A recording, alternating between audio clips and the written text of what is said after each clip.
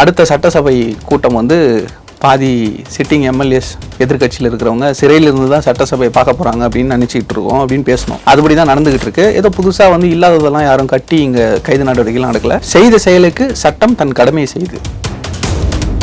செங்கல்பட்டு நீதிமன்றத்தில் மனைவி கணவனை தேடும் குட்டி ஸ்டோரி எல்லாருக்குமே தெரியும் அப்படின்னு. அது சொன்னதுக்கு நடக்காத கைது இப்போ இதை சொன்னதுக்கு நடக்குது அப்படின்னா யாரு பவர்ஃபுல், சங்கீதாவா த்ரிஷாவா? அவர் பேசினது பெண்கள் இழிவாக பேசினார். அது எந்த பெண்கள்ன்றது அப்புறம். ஸோ எவ்வளோ சீரியஸாக இருக்காங்க பெண்கள் மேலே நீங்கள் வந்து அவதூறோ அபாண்டமோ ஆபாசமோ பேசுனீங்க அப்படின்னா அதற்கு எப்படி நான் ரியாக்ட் பண்ணுவேன் அப்படின்றத இந்த இடத்துல பெண்களுக்கு எந்த இடத்துல வந்து அவதூறா பேசியிருக்காங்க அப்படிங்கிறத கொஞ்சம் விளக்கம் கொடுங்க. என் வீட்டில் பெண்கள் இருக்காங்க, உங்கள் வீட்லையும் பெண்கள் இருப்பாங்க. அதை நம்ம பேசணும் அப்படின்னா நம்மளுடைய எங்க தண்ணி வருதோ இல்லை அங்க தண்ணி வரணும். காவிரி சொன்னேன். மாண்பு இல்லாத ஒரு எதிர்கட்சி தலைவராக செயல்படக்கூடிய நம்ம ஆபாச நிதி, அவருக்கு பேரை மாத்திரீங்க, அவருக்கு உதயநிதி உதவாநிதி அதெல்லாம் செட் ஆகல. ஆபாச நிதி பக்காவா இருக்கு. இதெல்லாம் வளர்ப்பு சரியில்லை. அப்பவே முட்டி போட வச்சு காது மேல 2 அடிச்சு வளர்த்துருந்தாங்கன்னு வச்சுங்களேன். இல்ல இல்ல நான் என் வீட்டுல நான் பேசணும்னு வச்சுங்க, எங்க அம்மா காது மேல அடிப்பாங்க. பப்ளிக்ல இருந்து வந்த வழக்கு பெண்களை பத்தி இப்படி ஆபாசமா ஒரு பொதுவெளியில பேசுறது சின்ன பசங்க வந்த வழக்கா இல்ல பப்ளிக்க போட சொன்ன வழக்கா? ஏன் நீங்க எத்தனை பப்ளிக்ல இருந்து போட வச்சீங்க அப்படி?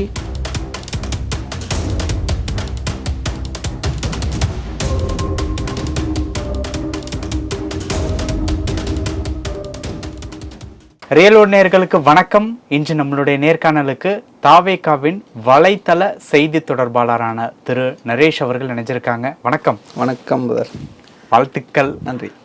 இப்போ இந்த பொறுப்பு அப்படிங்கிறது வந்து நேற்று வந்து அஃபிஷியலாக வந்து கட்சியினுடைய தலைமை வந்து கொடுத்துருக்காங்க. இந்த பொறுப்பு கொடுத்து முதல் இன்டர்வியூ இப்படி எடுப்போம் அப்படின்னு சொல்லிட்டு நானே எதிர்பார்க்கல. எதிர்கட்சி தலைவர் உதயநிதி அவர்கள் வந்து கைது செய்யப்பட்டிருக்காங்க. கைது செய்யப்பட்டது அப்படிங்கிறது வந்து சர்ச்சைக்குரிய வகையில் பேசியிருக்காங்க. அப்படிங்கிறதுனால இந்த கைது வந்து 6 பிரிவுகள் பேரில் வந்து கைது நடந்திருக்கு. இப்போது கைது என்ன நடந்திருக்கு அப்படிங்கிறது எல்லாத்தையும் தாண்டி இந்த விஷயம் முன்ஜாமீன் அந்த இடத்துல நின்றுருமா இல்லை சிறைவாசம் அந்த அளவுக்கு போய் நிற்குமா? இல்லை, நம்ம முதல்ல வந்து தமிழக வெற்றி கழகத்தில் பொறுப்பு கொடுத்துருக்காங்க. ஸோ அதை குறிப்பிட்டிருந்தீங்க. அவங்க அதுக்கு வந்து தலைமைக்கு நன்றி, தளபதிக்கு நன்றி, அண்ட் தென் பொதுச் செயலாளர் அண்ணன் ஆனந்த் அவர்களுக்கு நன்றி, அண்ட் தென் அமைச்சர் மாண்புமிகு அமைச்சர் திரு ராஜ்மோகன் அண்ணனுக்கு நன்றி, மற்றும் கழக தோழர்கள் அனைவருக்கும் நன்றி தெரிவிச்சுக்கிறேன். கண்டிப்பாக இந்த பொறுப்புக்கான ஒரு பொறுப்புணர்ந்து நான் செயல்படுவேன் அப்படின்னு தெரிவிச்சுக்கிறேன். இப்போ இந்த விஷயம் நம்ம பேசணும் இல்லையா? ஸோ நம்ம ஏற்கனவே நம்ம பேசியிருந்தோம். அடுத்த சட்டசபை கூட்டம் வந்து பாதி சிட்டிங் எம்எல்ஏஸ் எதிர்கட்சியில் இருக்கிறவங்க சிறையிலிருந்து தான் சட்டசபையை பார்க்க போகிறாங்க அப்படின்னு நினச்சிக்கிட்டு இருக்கோம் அப்படின்னு பேசணும். அதுபடி தான் நடந்துக்கிட்டு இருக்கு. ஏதோ புதுசாக வந்து இல்லாததெல்லாம் யாரும் கட்டி இங்கே கைது நடவடிக்கைகள் நடக்கல. செய்த செயலுக்கு சட்டம் தன் கடமையை செய்யுது, அவ்வளோதான். கடந்த சட்டமன்றத்தில் பார்ட்டி ஃபண்ட் அப்படின்னு கேட்டு விஜய் அவர்கள் பேசினாங்க. அதற்கப்புறம் வந்து உதயநிதி அவர்கள் திமுகவினுடைய சட்டமன்ற உறுப்பினர்கள் எல்லாமே வெளிநடப்பு பண்ணாங்க.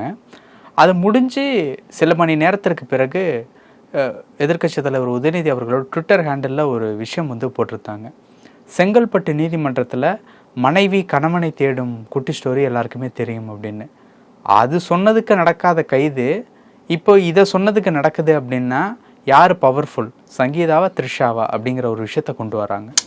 இங்கே விஷயம் வந்து அது தனி மனித 2 பெண்கள் அந்த சம்மந்தமான கிடையாது. நீங்கள் எந்த டோனில் கொண்டு வரீங்கன்றது தெரியுது. அது விஷயம் கிடையாது. இன்றைக்கி RS பாரதி அவர்கள் கூட பேசிகிட்டு இருந்தார். RS பாரதி என்ன சொல்கிறாருன்னா, நாங்கள் வந்து யாரையோ பேசியிருக்கோம், த்ரிஷா அப்படின்ற பேரை சொல்லி அந்த நடிகை அவங்கள வந்து பேசுனதுக்கு ஏன் இவ்வளோ கொந்தளிக்கிறீங்க அப்படின்னு கேட்குறாரு. இவங்களுக்கு என்ன புரியல அப்படின்னா, அவர் பேசுனது பெண்கள் இழிவாக பேசினார். அது எந்த பெண்கள்ன்றது அப்புறம். நம்ம தமிழக வெற்றி கழகம் கட்சி தொடங்குலேருந்து நம்ம பார்த்துட்டு இருக்கோம். பெண்களை பற்றி கொச்சையாக பேசினால் அதற்கான விளைவுகள் நடவடிக்கைகள் எப்படி நடக்கும் அப்படின்றதுக்கு ஒரு உதாரணம் பொன்ராஜ் அவர்கள் பேசின விஷயம். பொன்ராஜ் அவர்கள் கூட கிடையாது. அவர் வந்து கட்சி தலைவர் நேரடியாக டிஜிபி ஆஃபீஸ்க்கு போயிட்டு அந்த கம்ப்ளைண்ட் கொடுத்தார். ஸோ எவ்வளோ சீரியஸாக இருக்காங்க பெண்கள் மேலே நீங்கள் வந்து அவதூறோ அபாண்டமோ ஆபாசமோ பேசுனீங்க அப்படின்னா அதற்கு எப்படி நான் ரியாக்ட் பண்ணுவேன் அப்படின்றத இன்றைய முதலமைச்சர் அன்றைக்கு தாவேகாவின் தலைவராக இருந்தவர் எப்படி ரியாக்ட் பண்ணுவோம் அப்படின்றத ஒரு ரெமோ காட்டினார். இப்போ பெண்களுக்கு எந்த இடத்துல வந்து அவதூறா பேசியிருக்காங்க அப்படிங்கறத கொஞ்சம் விளக்கம் கொடுங்க. எனக்கு புரியல, நடந்ததை பேசுவோம். இல்ல அவர் பேசுனது நீங்க பேசுவீங்களா? நான் வந்து 2 விஷயம் உங்ககிட்ட கேட்கிறேன். மார்க்கண்டேயன் அப்படின்னு ஒருத்தர் பேசினார்ல, அவர் பேசின அதே டோன் அதே மாதிரி நீங்க என்ன பேசுவீங்களா? பேச மாட்டீங்க. நேற்று உதயநிதி பேசினதை நீங்க டீகோட் பண்ணி டீட்டெயிலாக பேசணும்னு நினைக்கிறீங்களா? என் வீட்டில் பெண்கள் இருக்காங்க, உங்கள் வீட்லேயும் பெண்கள் இருப்பாங்க. அதை நம்ம பேசணும் அப்படின்னா நம்மளுடைய தரம் தாழ்ந்து போகும். அதனால நான் அவர் பேசுனதை நான் தரம் தாழ்ந்து நான் அந்த அளவுக்கு பேசணுமா அப்படின்ற முதல் கேள்வி வைக்கிறேன். நான் ரெண்டாவது கேள்வி, அவர் பேசின அதே டோன் அதே வார்த்தையை நீங்க பேசுவீங்களா? அது எவ்வளவு கேவலமான ஒரு இரட்டை அர்த்தம் கொண்ட ஒரு வார்த்தை அது. அதை பேசிட்டு திரும்பவும் அதை வந்து புரியாம போயிட போதும் திரும்ப அதை எடுத்து வர காட்டுற நான் வந்து தண்ணியை சொன்னப்பா அப்படின்னு சொல்லி எவ்வளவு மோசமான ஒரு விஷயம் அது. நீங்க இன்னைக்கு பேசுறீங்கல்ல, மாண்பு இல்லாத ஒரு எதிர்க்கட்சி தலைவராக செயல்படக்கூடிய நம்ம ஆபாச நிதி, அவருக்கு பேரை மாத்திருங்க, அவருக்கு உதயநிதி உதவாநிதி அதெல்லாம் செட் ஆகல, ஆபாச நிதி பக்காவா இருக்கு. மற்ற கட்சிகள் எல்லாம் நம்ம ஏற்கனவே பேசியிருக்கோம், மற்ற கட்சிகள்லாம் பேச்சாளர்களும் ஒரு குழு இருக்கும், பேச்சாளர்களுக்கான பேச்சாளர்கள் இருப்பாங்க. இங்க ஆபாச பேச்சாளர்களுக்கான ஒரு குழு தான் இருக்கும். அதற்கு தலைவராக இன்னைக்கு வந்து உதயநிதி ஸ்டாலின் அவர்கள் ஆபாச நிதி ஸ்டாலினா மாறி நீங்க பொறுப்பேற்றிருக்காரு. எவ்வளவு வன்மம், எவ்வளவு கேவலம் அது. ஒரு சட்டமன்றத்தின் மாண்பு அவ்வளோ வாய்க்கிழியே பேசுவீங்கல்ல, ஒரு சட்டமன்ற எதிர்க்கட்சி தலைவர், உங்களுக்கு அந்த மாண்பை பத்தி தெரியல? உங்களுடைய வளர்ப்பு எப்படி இருக்கு? அது ஓகே பிரதர். இப்ப அவங்க அது ஓகே உங்களுக்கு இல்ல அவர் பேசுனது அப்படிங்கிறது கைது இதெல்லாம் ஓகே அப்படின்ட்டு நான் சொல்ல வர்றேன். இப்ப இதுல சொல்லப்படக்கூடிய ஒரு விஷயம் என்னன்னா, அவர் நேத்து அந்த இடத்துல எதற்காக ஆர்ப்பாட்டம் நடத்தினாங்க? மேகதாது அணை கட்டக்கூடாது, காவேரி நீர் தமிழ்நாட்டிற்கு வரணும், அந்த விஷயத்தை மடை மாற்றுவதற்காக தான் இந்த கைது நடவடிக்கை அப்படின்னு கைது செஞ்சுட்டு போகும்போது உதயநிதி அவர்கள் வந்து, நான் வேற ஒன்று சொல்லட்டுமா, இவங்க மடைமாற்றம் எப்படி பண்றாங்கன்னு நான் சொல்லட்டுமா? கடந்த வாரம் நிதி அமைச்சர் வந்து ஒரு மேடையில் பேசியிருந்தார். அப்போ பேசினது என்னன்னா, இந்த நிதி கூட்டத்தொடரில் சட்டமன்றத்தில் இவங்க செஞ்ச ஒரு முக்கியமான ஒரு ஊழலை பற்றி நாங்கள் ஆடிட் ரிப்போர்ட் எடுத்து வச்சுருக்கோம், அதை கண்டிப்பாக எடுத்து முன்வைப்போம்னு சொன்னாங்க.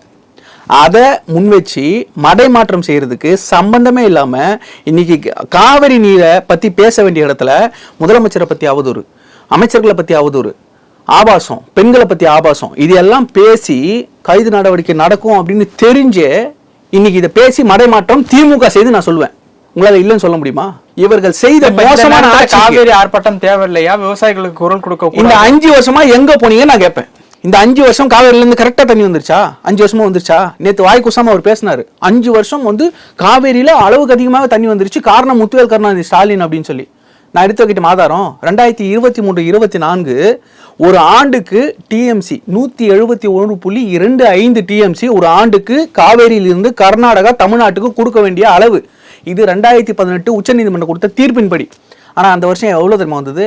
81 டிஎம்சி வந்தது. அன்னைக்கு ஆர்ப்பாட்டம் பண்ணீங்களா?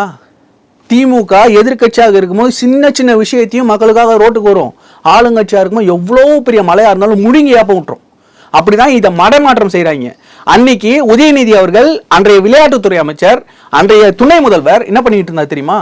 கார் ரேஸ் நடத்த முடியலன்னு வருத்தத்துல வீட்டிலேயே தூங்கிட்டு இருந்தார். ஆகஸ்ட் 2023 நடக்க வேண்டிய கார் ரேஸ் மிக்ஜாம் புயலால தடைப்பட்டு 2024 ஆகஸ்ட்ல நடத்துறாங்க.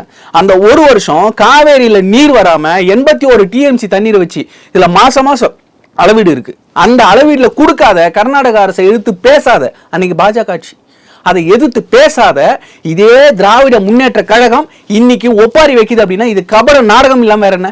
இதற்கு ஆட்சி அமைந்த முதல் சட்டமன்ற கூட்டத்தொடரிலேயே மேகதாதுல அணை கட்டக்கூடாதுன்னு தீர்மானம் போட்டது தமிழக வெற்றி கழகத்தின் தலைவர், இன்றைய முதலமைச்சர் அண்ணன் ஜோசப் விஜய் அவர்கள். அன்னைக்கு சட்டசபையில பேசும்போது நல்லா இருந்ததா? ஆனா எழுந்து ஓடிடுறீங்களே நீங்க தான். இன்னைக்கு கூட நாளைக்கு கேள்வியே கேட்க கூடாத அளவுக்கு நீங்க அரெஸ்ட் பண்ணிட்டீங்களா? அதுக்கு என்ன சொல்றது? நீங்க இந்த ஒரு தமிழ் படத்துல ஒரு சீன் ஒண்ணு இருக்கும், அந்த கிடாரின்னு நினைக்கிறேன். அந்த படத்துல ஹீரோவுக்கு பயந்து இவங்க என்ன பண்ணுவாங்கன்னா ஜாமீன் வாங்கிட்டு வெளியே வருவாங்க. ஜாமீன் வாங்கிட்டு வெளியே வந்த உடனே ஹீரோ இதில் வந்து நிற்பார். இவங்க முன்னாடி மாட்டிக்க கூடாதுன்னு சொல்லிட்டு ஐயா அப்படின்னு சொல்லி நீதியரசர் மேலே விழுந்து வாண்டடா கேஸ் வாங்கிட்டு உள்ள போய் உட்காருவாங்கல்ல, நானும் ஜெயிலுக்கு போகிறேன். அந்த மாதிரி தான் இன்னைக்கு உட்காந்துருக்காரு.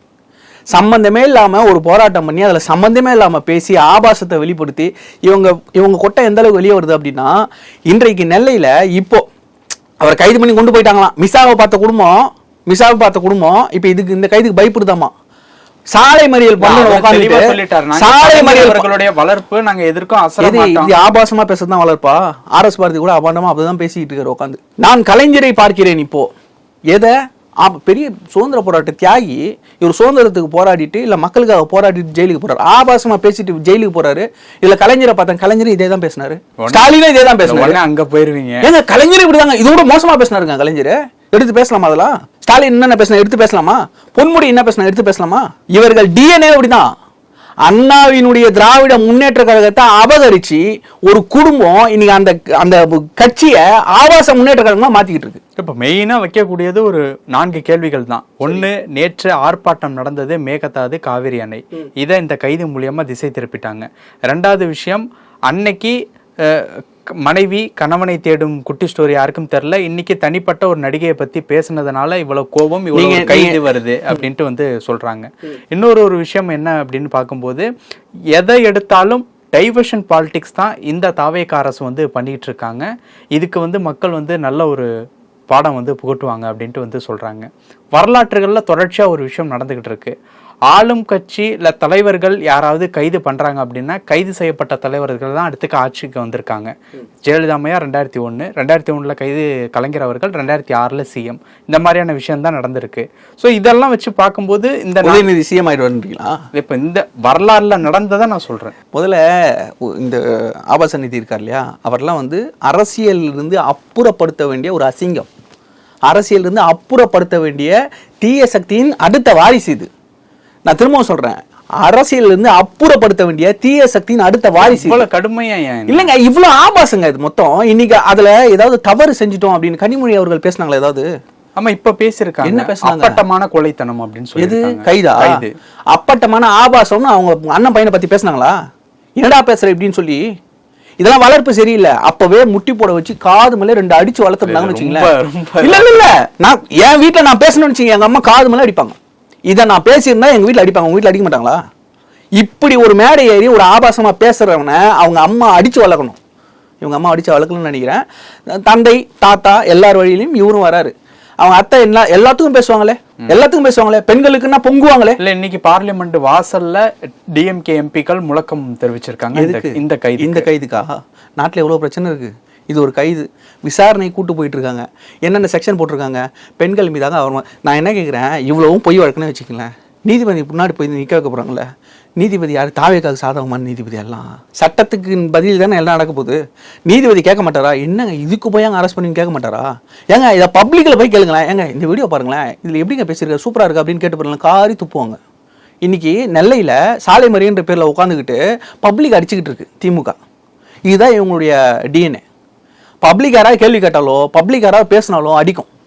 இவர்களெல்லாம் நம்ம வந்து வெண்சாமரம் வீசி வரவேற்கணுமா? வாங்க சார், பப்ளிக் அடிங்க சார். இதுதான் ஆட்சி நடத்தல். இவங்க ஆட்சி நடத்துவாங்க அந்த மாதிரி கேவலமா. தாவேக அப்படி ஆட்சி நடத்தாது.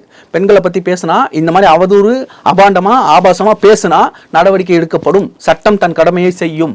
நீங்க பேசிட்டு நாங்க எவ்வளவு நாள பேசியிருப்போங்க. இதுக்கு முன்னாடி நாங்க ஜெயலலிதாவை பேசணும், கலைஞரை பேசணும், எம்ஜிஆரையே பேசணும், எங்க மேல நடவடிக்கை எடுக்கல. இப்ப எடுக்கலன்னா அன்னைக்கு ஆண்டவர்களுக்கு அது மாதிரி பேசுறதுக்கான வாய்ப்பு இருந்தது. இன்னைக்கு எங்க தலைவர் தெளிவா சொல்லி கொடுத்தது என்ன அப்படின்னா, எந்த நிலையிலையும் உங்களுடைய தன்னிலையை மாறாம, தனி மனித தாக்குதல் செய்யாம, ஒவ்வொருத்தரையும் கண்ணியமான வார்த்தைகளால விமர்சனம் செய்யணும், ஆபாசமா பேசக்கூடாது அப்படின்றத ஸ்ட்ரிக்டா சொல்லியிருக்காங்க. இல்ல, இப்போ நேற்று அவர் பேசின அந்த வார்த்தையில விஜய் அவர்கள் முதலமைச்சர் அவர்களை, அதாவது நீங்க சொல்ற அந்த தரை, உங்களுக்கு நான் அதுதான் சொல்றேங்க, உங்களுக்கு அந்த பேசிக் புரியல. என்னன்னா, இதை முதலமைச்சரை பேசுனதுக்கோ இல்ல தனிப்பட்ட ஒரு பெண்ணை பேசுனதுக்கோ கிடையாது. இவங்க தொடர்ந்து இதை வந்து ஆபிச்சுவலா பண்ணிட்டு இருக்காங்க. இவங்க ஆபிச்சுவல் அப்பண்டஸ். நீங்க செந்தில் பாலாஜி எடுத்துட்டீங்கன்னா, எந்த துறைக்கு அமைச்சராலும் அந்த துறையில அவர் மேல வந்து வழக்குகள் பாயுது. ஏன் செய்யாமலா? நெருப்பு இல்லாமலே புகையுது. இவங்க பேசுறாங்க, ஒவ்வொருத்தரும் பேசுறாங்க, ஒவ்வொருத்தரும் கைது ஆகுறாங்கன்னா ஒவ்வொருத்தரும் தவறு பண்றாங்க, தெரிஞ்ச மேடையில் ஏறி பேசுறாங்க. கைது நடக்கும், இது விமர்சனமாகும், இதை மடமாற்றம் செய்யணும் அப்படின்னு இந்த வேலையில தான் அவங்க செய்றாங்க. இவங்க செய்யறது எல்லாமே, சொல்றது விமர்சிக்கிறது எல்லாமே இவங்க செய்யறதா விமர்சிக்கிறாங்க. இந்த பக்கம் குதிரை பேரம் நடக்குது, அங்க வந்து சோஃபா மாடல் ஆட்சி நடக்குது அப்படின்னு சொல்லிட்டு இங்க பேசுவாரு, அங்க ஆனா குதிரை பேரம் பண்ணிட்டு இருப்பாரு. அதுக்கு தான் ஒருத்தர் ஜாமீன் கையெழுத்து போட்டுக்கிட்டு இருக்காரு பாத்தீங்களா. இந்த பக்கம் வந்துட்டு இவங்க வந்து மடைமாற்றம் செய்யறாங்க அப்படின்னு சொல்லிட்டு தாவேக அரசை பத்தி பேசிட்டு, அந்த பக்கம் மடைமாற்றம் பண்றது இவங்க இந்த போராட்டம் நடத்திருக்காங்க. நான் சொல்றேன், நான் திரும்பவும் சொல்றேன், இந்த பட்ஜெட் கூட்டத்தொடர்ல இவர்கள் எடுத்து வைக்க வேண்டிய பிரச்சனை என்ன, அதை பத்தி பேசக்கூடாது, அதை மடமாற்றம் பண்ணணும். இவங்க ஆட்சியில் நடந்த ஊழல்கள் என்ன, இவங்க ஆட்சியில் போட்ட பட்ஜெட்ல எந்த அளவுக்கு எக்ஸஸா இவங்க பட்ஜெட்ல ஓவர் ரேட்டட் போட் பண்ணிருக்காங்க, இது எல்லாத்தையும் இன்னைக்கு பினான்ஸ் மினிஸ்டர் எடுத்து வைக்க போறாரு. அதுக்கு பயந்து அவர் இல்லையே, நாளைக்கு வந்துருவாருங்க, கவலைப்படாதீங்க. இது என்ன நடக்கும் சட்டப்பூர்வமா? இது கைது கிடையாது. இது நான் சொல்றேன், இது கைது கிடையாது, விசாரணை கூப்பிட்டு விசாரிச்சுட்டு அனுப்பிட போறாங்க. ஒரு வழக்கு கொடுக்குறாங்க, பப்ளிக்ல இருந்து வந்த வழக்கு, பெண்களை பத்தி இப்படி ஆபாசமா ஒரு பொதுவெளியில பேசுறது. சின்ன பசங்க வந்த வழக்கா இல்ல பப்ளிக்க போட சொன்ன வழக்கா? ஏன் நீங்க எத்தனை பப்ளிக்ல இருந்து போட வச்சீங்க? அப்படி இல்ல, நீங்க எத்தனை போட வச்சீங்க சொல்லுங்க. பப்ளிக்லேருந்து வந்த வழக்கு. ஒட்டுமொத்தமாக தாவேக மகளிர் அணி இன்னைக்கு ஆர்ப்பாட்டம் நடத்திக்கிட்டு இருக்கு தமிழ்நாடு முழுக்க. மகளிர் ஆணையத்துக்கிட்ட இதை வந்து முறையேற்றிருக்கும் தாவேக ப்ராப்பராக. இது இவர் பேசுனதுக்கான விளைவு. அது தெரிஞ்சதான் பேசுறாங்க, இவங்க தெரியாமலாம் பேசல, இவங்க தெரிஞ்சே பேசுறாங்க. இது நடக்கணும், இதை வச்சு டைவர்ட் ஆகணுன்றதுக்காக தான் பேசுறாங்க. இப்படிப்பட்ட ஆபாசமான பேச்சுக்களால திமுக அழியும். நான் இது வரைக்கும் சொன்னது கிடையாது. திமுக இங்கே மக்களால் வீழ்த்தப்படும், இதை விட மோசமா வீழ்த்தப்படும். இன்னைக்கு 57 சீட்டு ஏன்னா இவங்களுக்கு கொடுத்தோன்னு மக்கள் வெறுப்பாயிட்டாங்க. 59 இவங்களுக்கு ஒரு சீட்டு கூட கொடுக்க கூடாதுங்க. நான் அதனால தான் சொல்றேன். இல்ல இப்போ வழக்கமா ஒரு விஷயம் நடக்கல, கைதை வந்து அனுதாபமா மாத்துறது அப்படிங்கிற. அனுதாபம் வரல, மக்களுக்கு அனுதாபம் வரல. நீங்க நிறைய பப்ளிக் பைட் போட்டிருப்பீங்க, நிறைய எலெக்ஷன் டைம்ல பப்ளிக் போடுவீங்க, அடிக்கடி போடுவீங்கல்ல. இப்போ நீங்க போட்டு பாருங்களேன், இந்த கைதுக்கு காரி துப்புவாங்க, மக்கள் வந்து காரி துப்புவாங்க. இவர்களை கைது சொன்னது கரெக்டுங்க, அவர் பேசுனது கரெக்டாங்கன்னு கேட்பாங்க. இவங்க என்ன நினச்சிக்கிட்டு இருக்காங்கன்னா, பழைய தீப்பூர் ஆறுமுகம் அந்த ஸ்டேஜ் நினச்சிட்டு இருக்காங்க. இன்னைக்கு ஜென்சி எப்படி இருக்காங்க அப்படின்றத அவங்க வெளியே வந்து பப்ளிக்கில் பார்க்கல. இவங்க ஒரு 4 செவத்துக்குள்ளே ஒரு குரூப்பை கூப்பிட்டு ஜென்சின்னு ஆபாசம் பேசிக்கிறாங்கல்ல, அந்த மாதிரி இல்லை. நான் என்ன சொல்கிறேன், நைட்டு 1:30 மணிக்கு நீங்கள் வந்து இன்ஸ்டாகிராமில் எதையாவது தடவிட்டு இருந்தீங்கன்னு வச்சிங்களேன், இப்படி தான் தோணும் உங்கள் புத்தியில். உங்களுடைய கொஞ்சம் க்ளீன் பண்ணிக்கங்க. அப்போ தான் நீங்கள் வெளியே வந்து பேசும்போது சரியான வார்த்தைகள் வெளியே வரும். நீங்கள் உள்ளே என்ன போட்டு வச்சுருக்கீங்களோ அதுதான் நாளைக்கு வெளியே வந்து பேச போகிறீங்க, மாட்ட போகிறீங்க, இந்த மாதிரி அனுபவிக்க போகிறீங்க. பல விஷயங்கள் பேசியிருக்கோம். நேரத்திற்கு நன்றி. நன்றி.